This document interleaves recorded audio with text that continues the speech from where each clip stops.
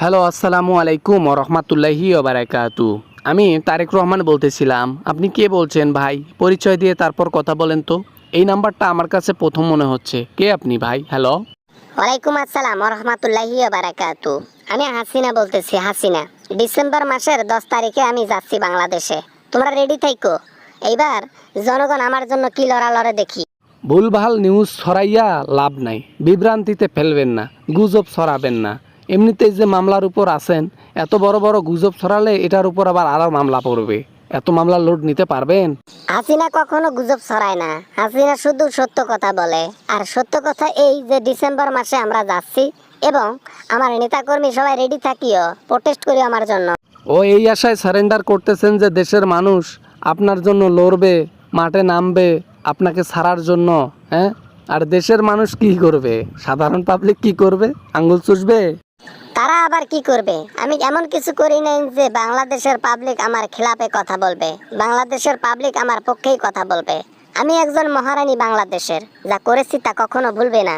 ঠিক, আপনাকে ভোলার মতো অপশন নাই, কারণ বাংলাদেশে একদিনে যতগুলো মানুষকে উপরে পাঠায় দিয়েছেন এটার রেকর্ড ওয়ার্ল্ডের মধ্যে নাই। তাই এই রেকর্ডটা কেমনে মানুষ ভুলবে বলেন? এত কিছু হওয়ার পর দেশে আসবেন, আসেন না। যাবো তো, কিন্তু একটা শর্ত। সেটা হচ্ছে বিমানবন্দরের মধ্যে কড়া সিকিউরিটির মাধ্যমে আমাকে নিয়ে যাইতে হবে জেলখানায়। না হলে কিন্তু আমি যাওয়া ক্যান্সেল করে দেব। না হলে আমি যাব না কিন্তু। আপনি স্যারেন্ডার করতে আসছেন, এখানে আপনি অতিথি হিসেবে আসেন নাই যে আপনাকে প্রশাসন ফুলের মালা দিয়ে বরণ করে নেবে। স্যারেন্ডার করবেন, গিয়ে স্যারেন্ডার করবেন। আপনার ওখানে সিকিউরিটির দরকার কি? হ্যাঁ ম্যাডাম, বলেন তো দেখি। সিকিউরিটির দরকার এজন্য যে বাংলাদেশের পাবলিক তো আমার উপর ক্ষেপে আছে। যদি আমার লাগাল পায় তাহলে ডিরেক্ট সরাসরি আল্লাহ তাআলার কাছে পাঠায় দেবে। সারেন্ডার এইখানে না, আল্লাহর কাছে গিয়ে করতে হবে, বুঝছেন?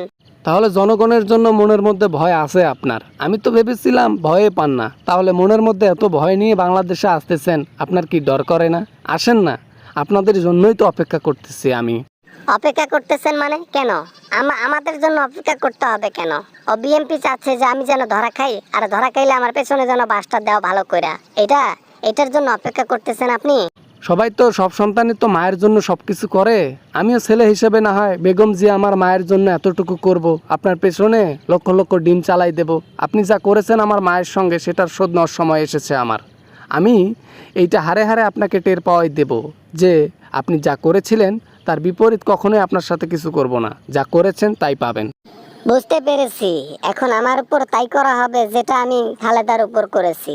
বুঝছি, আমি চতুর্দিকে চাপে পড়ে গেছি। আমার মনে হয় দেশে যাওয়া ঢোকা আর হচ্ছে না।